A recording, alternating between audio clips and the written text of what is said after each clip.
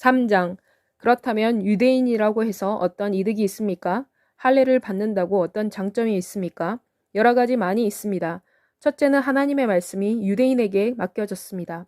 설사 몇몇 사람이 믿지 않는다 하더라도 어떻습니까? 그들의 믿음 없음이 하나님의 신실하심을 무효화시키겠습니까? 결코 그렇지 않습니다. 모든 사람이 거짓말쟁이라고 하더라도 하나님을 진실되게 하십시오. 이렇게 기록되어 있는 것과 같습니다. 곧 그래서 당신께서 말씀하실 때 당신께서 옳으시며 당신께서 심판하실 때 당신께서 의로우십니다. 그러나 만일 우리의 불의가 하나님의 의를 드러나게 한다면 우리가 무슨 말을 하겠습니까? 우리에게 진노하시는 하나님이 불의하십니까? 나는 인간적인 주장을 합니다. 결코 그렇지 않습니다. 만일 그렇다면 하나님께서 어떻게 세상을 심판하실 수 있겠습니까? 만일 하나님의 영광에 대한 나의 거짓말로 인해 그분의 진리가 더욱 드러난다면 어찌하여 내가 죄인으로 심판을 받아야 합니까? 그리고 어찌하여 악을 행하여 선이 오게 하자고 말하지 않습니까? 어떤 사람은 우리가 그런 말을 한다면서 우리를 비방하고 있습니다. 그들은 비난을 받아야 마땅합니다. 그렇다면 어떻습니까? 우리 유대인은 그들보다 나은 것입니까?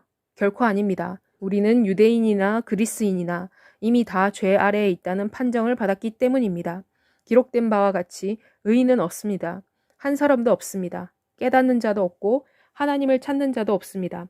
그들은 돌아서서 모두 쓸모없게 되었습니다. 선을 행하는 자도 없습니다. 한 사람도 없습니다. 그들의 목구멍은 열린 무덤입니다.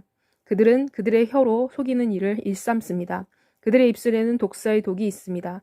그들의 입은 저주와 독설로 가득합니다. 그들의 발은 피 흘리는 데 빠르며 그들의 길에는 파멸과 비참함이 있으며 그들은 평화의 길을 알지 못합니다. 그들의 눈에는 하나님을 두려워함이 없습니다. 무엇이든지 율법이 말하는 것은 율법 아래에 있는 사람들에게 말하고 있다는 것을 우리는 알고 있습니다. 이것은 모든 입을 침묵하게 하며 온 세상이 하나님 앞에서 죄가 있다고 하기 위한 것입니다. 그러므로 어떤 사람은 율법의 행위로는 그분 앞에서 의롭다고 생각될 수 없습니다.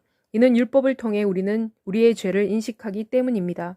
그러나 이제는 하나님의 의가 율법을 떠나서 나타났으며 이것은 율법과 선지자들에 의해 증거되었습니다. 더욱이 하나님의 의는 예수 그리스도에 대한 믿음을 통해 모든 믿는 사람들에게 나타났습니다. 이는 거기에는 차별이 없기 때문입니다. 이는 모든 인간은 죄를 지었으며 하나님의 영광에 미치기에는 부족하기 때문입니다. 또 인간은 그리스도 예수 안에서의 구속을 통해 하나님의 은혜로 값없이 의롭게 되었기 때문입니다. 하나님께서는 믿음을 통해 그분의 의를 드러내시기 위해 그리스도 예수의 피를 흘리게 하여 그분을 속죄물로 내어 놓으셨습니다. 이는 하나님께서 그분의 인내로 이전에 지은 죄에 대하여는 이를 지나가게 하셨기 때문입니다. 곧 하나님께서 이렇게 하신 것은 지금 이때에 그분의 의를 드러내 보이시기 위한 것입니다. 그렇게 함으로써 하나님께서는 의로운 분이시며 또한 예수를 믿는 자를 의롭게 하시는 분이시라는 것을 보여주셨습니다. 그러면 우리가 자랑할 것이 어디에 있습니까? 자랑은 끼어들 여지가 없습니다. 어떤 율법 때문에 끼어들 여지가 없습니까?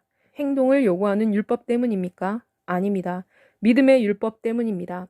그러므로 사람은 율법의 행위가 아니고 믿음으로 의롭게 된다고 우리는 결론을 내립니다. 또는 하나님은 오직 유대인만의 하나님이십니까? 그분은 또한 이방인의 하나님이 아니십니까? 그렇습니다. 그분은 또한 이방인의 하나님이십니다. 이는 믿음으로 할례를 받은 사람도 의롭게 하시고 믿음을 통하여 할례를 받지 않은 사람도 의롭게 하시는 분은 하나님 한 분이시기 때문입니다.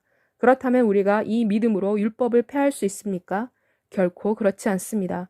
그 반대로 우리는 율법을 굳게 세웁니다.